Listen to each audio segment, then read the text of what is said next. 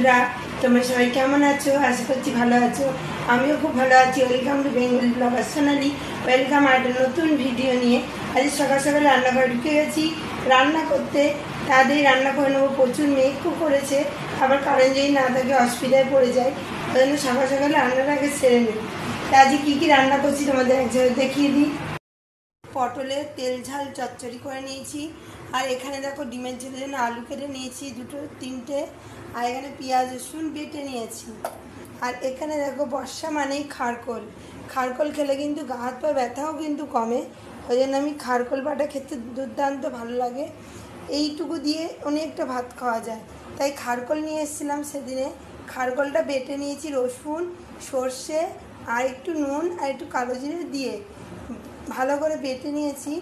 আর সর্ষেটা দিতেই হবে, না ভালো লাগবে না। এবার ভাজা ভাজা করে নেবো। এটা একটা কড়াইতে চাপাবো আর এটা একটা কড়াইতে চাপাবো। তা চলো ঝটপট রান্নাটা সেরে ফেলি। বেশি কিছু করছি না, পটলের তো হয়ে গেছে। এবার এই দুটো করব, আর মাছের ঝোল করা আছে। তা চলো দুই নয় দুটো কড়াই আমি চাপিয়ে দিয়েছি। এই কড়াইতে খারকোলটা করবো আর এখানে ডিমের ঝোলটা করবো। খারকোল পাতা শুধু ডাঁটটা নেবে, পুরো খারকোলের ডাঁট পাতা নেবে না, সাদা হয় প্রচুর। ডাঁটটা তুলে দিয়ে শুধু পাতাটা নিতে হয়। আর দেখো এখানে কালো জিরে ফোড়ন দিয়ে একটু তেল বেশি লাগে ভাজা ভাজা করতে, তাহলে কিন্তু খেতে ভালো হয়। একটু লঙ্কার গুঁড়ো দিয়ে নিয়েছি, একটু ঝাল না হলে খারকোল কিন্তু খাওয়া যায় না, তাই একটু ঝালটা দিয়ে নিয়েছি। আর এখানে দেখো ডিম ভেজে তুলে নিয়েছি, আর এখানে মশলাও করে নিয়েছি। আর আলু ভাজতে চাপিয়ে দিয়েছি। আলু ভাজা এক পিঠ হয়ে গেছে, আর এক পিঠ একটু আলুটা ভেজে ভেজে রান্না করলে ঝোলটার কালারটাও ভালো আসছে। আর এর মধ্যে একটু চিনি দিয়ে দিয়েছি, কাশ্মীরি লঙ্কার মতো কালার আসবে।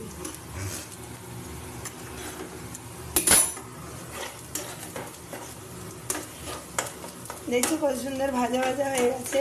এর মধ্যে একটু কালো জিরে ফোড়ন দিয়ে ভাজা ভাজা করে নিয়েছি। আর লো ফ্লেমে একদম দিয়ে রাখতে হবে, বেশি ফ্লেমে দিলে কিন্তু তলায় পোড়া লেগে যাবে। তাই লো ফ্লেমে দিয়েই কিন্তু আমি এই খারকোলটা তৈরি করছি। তাই চলো আর একটু ভাজা ভাজা হোক, ততক্ষণ আমি ডিমের ঝোলটা চাপিয়ে দিই। আলু ভাজা হয়ে গেছে, আর অনেক দিন পর আবার খারকোল খাচ্ছি। বর্ষাকাল ছাড়া তো এগুলো পাওয়াই যায় না, সেজন্য বর্ষাকাল পড়তে না পড়তেই যেই দেখেছি অমনি বাজার থেকে 3 আটি খারকোল নিয়ে চলে এসেছি। তা চলো আলুর মধ্যে মশলাগুলো দিয়ে দিলাম তোমাদের সাথে কথা বলতে বলতে। এবার ভালো করে কষিয়ে নিতে হবে। একটু কষানো হয়ে হয়ে আসবে, তখন আবার ডিমটা দিয়ে কষিয়ে নেবো। তাহলে তেল ঝাল মশলা সবই ঠিক মতো কিন্তু ঢুকবে। প্রায় হয়ে আসার মুখে হয়ে এসছে, মানে কষানোটা। তাই আমি ডিমগুলো দিয়ে দিলাম। ডিমগুলো দিয়ে আবারও আলু ডিম মশলা ভালো করে কষিয়ে নিচ্ছি। দেখো ভালো করে কষিয়ে নিচ্ছি, একটু একটু জল দেবো আর ভালো করে কষিয়ে নেবো। আর খারকোলটা কদ্দূর একবার দেখি। আর এই ডিমটা একটু ফেটে গেছিলো, তাই অমলেট করার জন্য রেখে দিয়েছি। ছেলেকে অমলেট করে দিয়ে দেবো, ও ডিম খেতে খুব ভালোবাসে, তাই ওকেই দেবো। এটা দেখো প্রায় হয়ে এসছে, এবার নামিয়ে নেওয়ার পালা। আর যখন ভাত খাবো তোমাদের বলবো কেমন হয়েছে। দেখো আর একটু আমি জল দিয়ে দিচ্ছি, এটা ভালো করে কষিয়ে নেওয়ার জন্য। আর পেঁয়াজটা বেটে দিলে ঝোলটা কিন্তু গাঢ় গাঢ় হয়, আর খেতেও বেশ ভালো লাগে। খারকোল পাতা ভাজা ভাজা হয়ে গেছে, আর এদিকে ডিমের ঝোলও কষানো হয়ে গেছে, তাই জল দিয়ে দিলাম। দিয়ে এবার একটু ঢাকা দিয়ে দেবো, আর খারকোলটা বাটিতে তুলে নেবো। কিছু কাজকর্ম সেরে ঠাকুর ঘরে চলে এসেছি। দেখো আমার গাছে জবা ফুল ফুটেছিল, এটা আমি দেব তারা মাকে। আগের বারে দিয়েছিলাম সর্বমঙ্গলা মাকে, এবারে দিলাম তারা মাকে। তো চলো ঠাকুরকে সব ফুল টুল দিয়ে নিই। আর নীলকণ্ঠ ফুলও ফুটেছিল, শিব ঠাকুরকে দিয়ে দিয়েছি। আর ঠাকুরকে চান করানো হয়ে গেছে। আর এখানে ঘরটাও আমি সাজিয়ে নিয়েছি, আর গাছের নয়নতারা দিয়ে নিচেটা সাজিয়েছি। তা চলো সব ঠাকুরকে ফুল টুল দিয়ে নিই। আয়ন থালায় জলও নিয়ে নিয়েছি, শুধু প্রসাদ দিতে বাকি। ঠাকুরকে সব ফুল টুল দেওয়া হয়ে গেছে, প্রসাদও দিয়ে নিয়েছি। এবার আমি পাঁচারিটা পরে নেবো। আজকে একটা নতুন পাঁচারি পেয়েছি, এই পাঁচারিটা পরবো। এখানে শুধু বৃহস্পতিবারের ব্রত কটাটা পরা যায়, বাদ বাকি না পড়লেও চলে। ওই জন্য শর্টকাটে পুজো হয়ে যাবে। আর পিছন দিকে আবার একটু গান টাইপের আছে। তা চলো প্রতি বৃহস্পতিবারের পাঁচারিটাই পরে নিই। তো চলো পাঁচারিটা পরে নিয়ে আবার দেখা হচ্ছে। আর তোমায় দেখাই কীরকম সাজিয়েছি। বৃহস্পতিবার মানেই ফুল দিয়ে সাজালে একটা শান্তি লাগে। ঠাকুর ঘরে কিছুক্ষণ একটু বসে থাকলে মনটা ভালো হয়ে যায়। ফ্রেশের জায়গা হচ্ছে একমাত্র ঠাকুর ঘর, মাইন্ড ফ্রেশ করার। তা চলো তোমাদের দেখাই। কাজের ব্যস্ততার পর ঠাকুর ঘরটাই কিন্তু মেয়েদের সব থেকেই একদম ভালো জায়গা একটু মাইন্ডটা ঠিক করার। দেখো সব এতে প্রসাদ দিয়ে দিয়েছি। এখানে মা গঙ্গাকে দিই, এর মধ্যেও নকুলদানা দেওয়া আছে। আর এই যে দেখো এখানে সরস্বতী মাকেও দিয়ে দিয়েছি। আর এখানে দেখো শিব ঠাকুরকে চান করিয়ে এনে বেলপাতা আর ফুল দিয়ে একবার ভরিয়ে দিয়েছি।